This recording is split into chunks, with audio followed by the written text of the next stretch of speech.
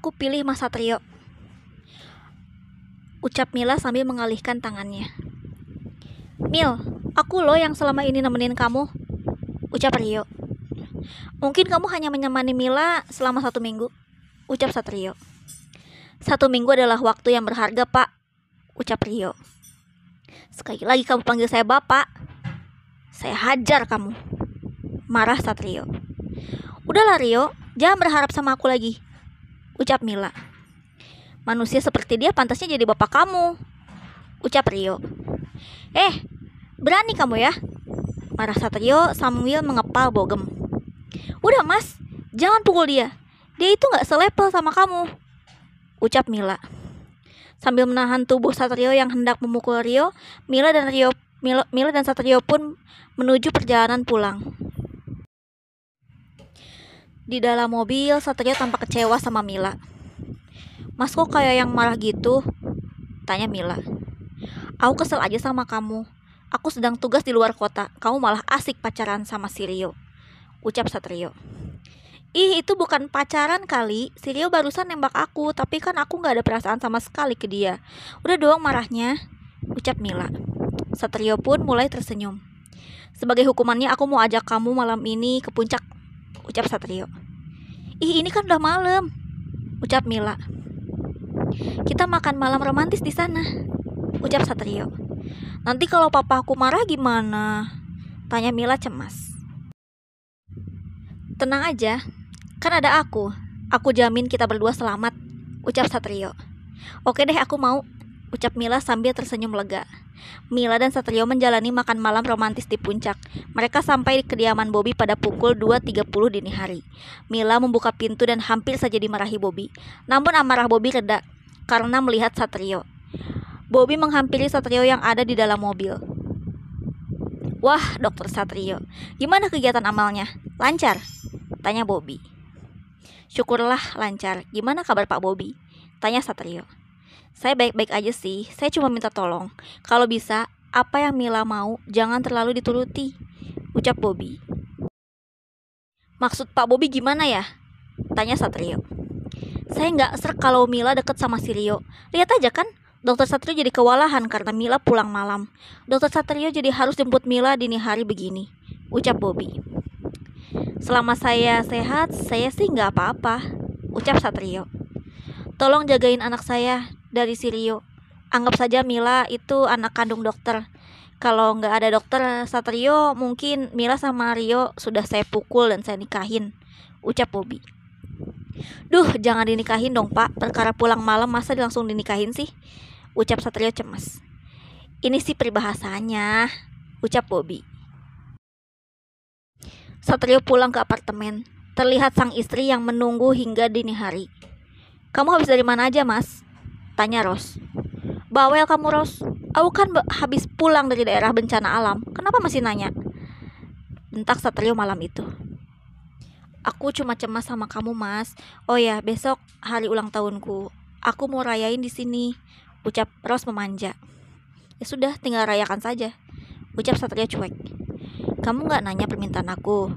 Tanya Ros. Kamu minta apa? Tanya Satrio malas. Aku minta lingerie, ucap Ros. Ya sudah, besok kita pergi bersama, ucap Satrio.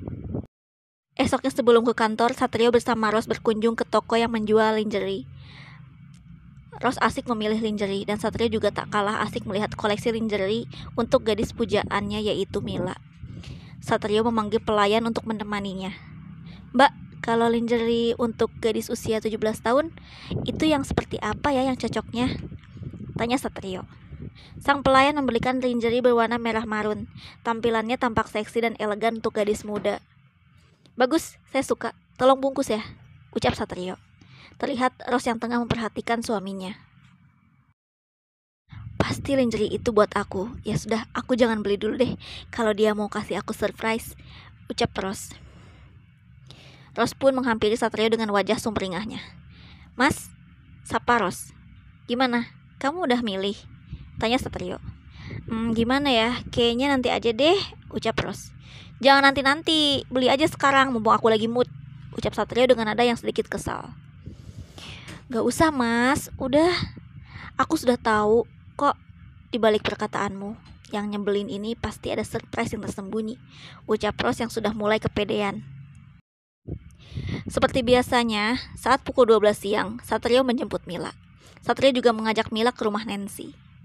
Mil, kemarin kamu sempat dengar kalau aku ini katanya selingkuh dengan dokter koas yang sedang bertugas di rumah sakit tempat aku kerja.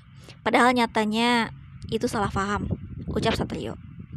Salah paham gimana? Kok bisa ya sampai mamah nangis? Tanya Mila geram.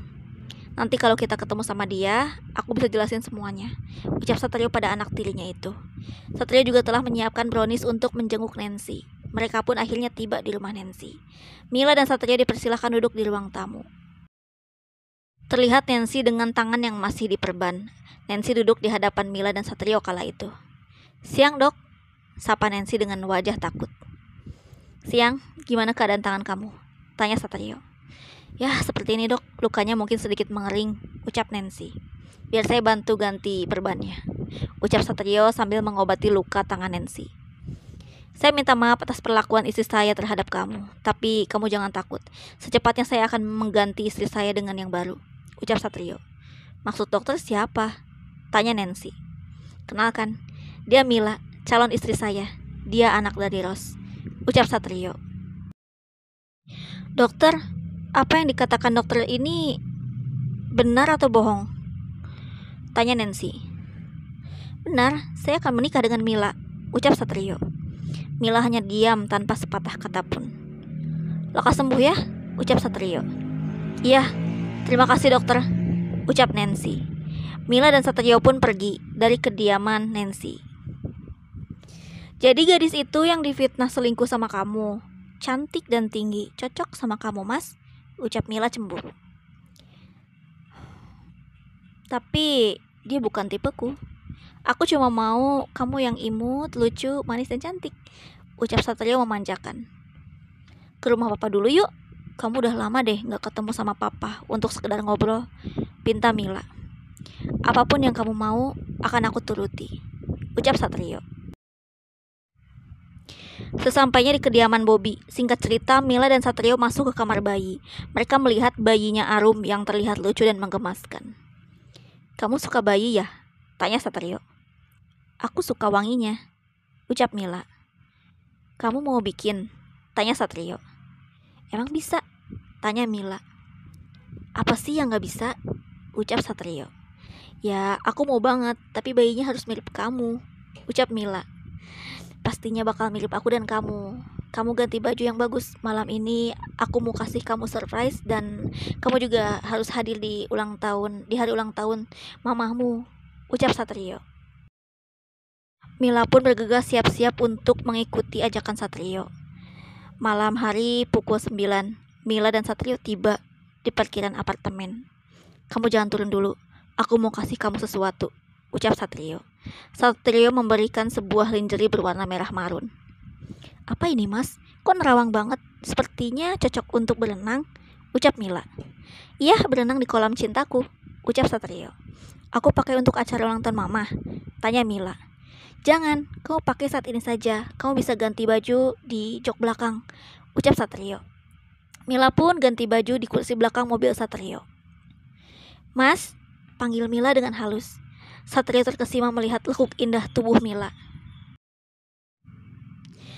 Dia tak tahan dengan nafsu birahinya dan mengajak Mila untuk berhubungan intim di dalam mobil. Satrio langsung mencumbui seluruh tubuh Mila hingga gadis 17 tahun itu terangsang. Hingga Satrio merampas keperawanannya sampai Mila merintih kesakitan. Nadia baru saja tiba di apartemen dan melihat keanehan di mobil milik Satrio. Mobil itu bergoyang tiada henti. Terdengar suara rintihan kesakitan dari seorang perempuan dan suara pria yang sangat menikmati momen hubungan intim. Nadia mengintip dari arah jauh dan dia mencurigai itu adalah Satrio. Karena takut ketahuan, akhirnya Nadia segera menghadiri acara ulang tahun Rose. Mila dan Satrio penuh dengan keringat. Satrio mencium kening Mila sambil memeluknya. Makasih ya sayang, akhirnya apa yang aku inginkan tercapai, ucap Satrio. Tapi rasanya sakit, ucap Mila merintih. Sini, biar aku obati, ucap Satrio sambil membantu Mila berdandan dan berganti pakaian. Mila dan Satrio menghadiri acara ulang tahun itu dan bergabung dengan tamu yang lain. Namun Nadia menatap sinis pasangan terlarang itu. Jangan-jangan kalian berdua yang sudah mesum di dalam mobil. Lihat saja, akan kubongkar perselingkuhan kalian, batin Nadia. Paginya Ros hendak berangkat kerja bersama Satrio. Dikejutkan dengan darah yang ada di jok mobil belakang. Mas, ini darah apa ya? Tanya Ros heran. Itu darah aku kemarin. Kemarin jempol tanganku berdarah kejepit pintu, ucap Satrio. Kamu gak apa-apa kan? Tanya Ros cemas. Enggak kok, aku baik-baik aja. Ayo nanti kita terlambat, ucap Satrio. Mereka pun pergi ke kantor bersama. Tak terasa waktu menunjukkan pukul 10 pagi. Mila datang diam-diam ke rumah sakit dan masuk ke dalam ruangan Satrio. Hai, sapa Mila pada Satrio. Aduh, kamu ngagetin. Ada apa ini? Tanya Satrio. Lubang vagina aku sakit. Boleh diperiksa nggak? Tanya Mila. Boleh, silahkan duduk di meja, ucap Satrio. Kau duduk di meja? Tanya Mila. Turuti saja, ucap Satrio. Mila pun duduk di meja kerja Satrio, dan Satrio duduk di kursi kerjanya sambil berhadapan dengan Mila, yang duduk lebih tinggi darinya. Mas mau minta apa lagi? Tanya Mila.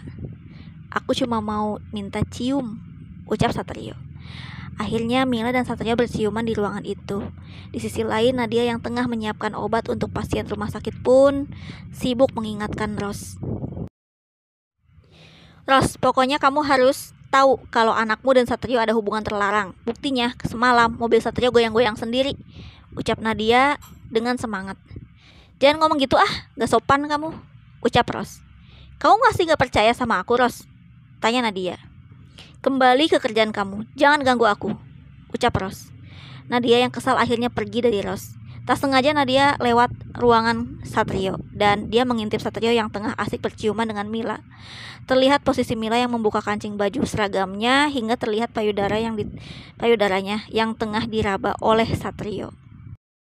Nadia yang merasa pucuk dicinta ulam tiba. Dia segera berlari dan memanggil Ros. Dia menarik tangan Ros untuk melihat kejadian tak senonoh itu. Kamu harus lihat, Ros, ucap Nadia. Hingga mereka sampai di sana, mereka membuka ruangan Satrio. Mata Ros terbelalak dan ternyata